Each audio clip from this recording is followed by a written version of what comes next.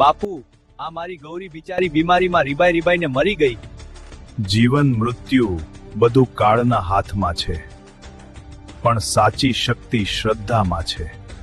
ઓમ શાંતિ શાંતિ શાંતિ.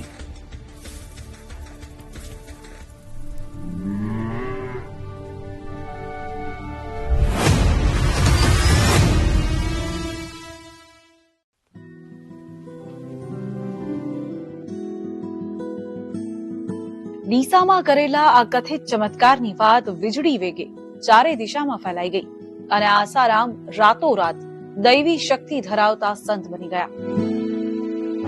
આવો હટ્ટો કટ્ટો જુવાન છો ને ભીખ માંગતા શરમ નથી આવતી? નીકળ અહીંથી ને કઈ કામ ધંધો કરો. અને અપમાનની આ ક્ષણે પણ આસારામે સામો જવાબ ન આપ્યો, માત્ર પોતાની આંખો બંધ કરી દીધી. જો આસારામ, જે તારું અપમાન કરે છે તેમાં પણ ઈશ્વરના દર્શન કર. કલ્યાણ ભવતું માતે. થોડા દિવસોમાં આસારામે વધુ એક ચમત્કાર કર્યો. બાપુ, પગ ગયો તો નોકરી પણ જતી રહી. જીવતર બોજ બની ગયું છે. લોકો લંગડો કહીને હળધૂત કરે છે. મન થાય છે કે આ નદીમાં કૂદીને આપઘાત કરી લઉં. જીવન બોજ નથી બેટા, અણમોલ છે. તને કામ પણ પાછું મળશે ને લોકો માન પણ આપશે.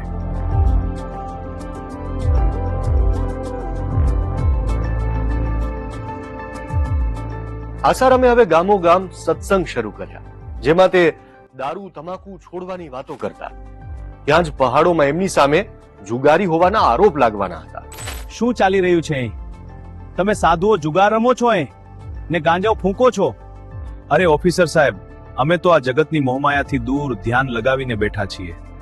આ ચિલ્લમ તો ખાલી શરીરને સુન્ન કરવા માટે છે. આસારામ કેસની તપાસ કરતા આઈપીએસ ઓફિસર અજયપાલ લાંબા તેમની બુકમાં એક સ્થાનિકનો હવાલો આપીને લખે છે કે માઉન્ટ આબુમાં આવેલી આ નલ ગુફા કહેવાતા સાધુ સંતોનો અડ્ડો હતી. અહીં તેઓ દારૂ પીતા, ગાંજો ફૂંકતા અને જુગાર પણ રમતા હતા. એવું પણ કહેવામાં આવે છે કે આસારામ અહીંથી જ જુગાર રમતા ઝડપાયેલા હતા. ઓફકોર્સ આ વાત એમની સત્તાવાર બાયોગ્રાફીમાંથી ગાયબ છે, પણ આજે આ નલ ગુફા એમના ભક્તો માટે તીર્થ સ્થાન છે. 70ના દાયકાની શરૂઆતમાં આસારામે અમદાવાદના મોટેરા ગામમાં આશ્રમ સ્થાપ્યો. સરકારી અને પારકી જમીનો પર ગેરકાયદે કબજો કરીને આશ્રમ ઉભા કરી દેવા એ આસારામની સૌથી મોટી સ્ટ્રેટેજી હતી. જોઈશું આવતા એપિસોડમાં.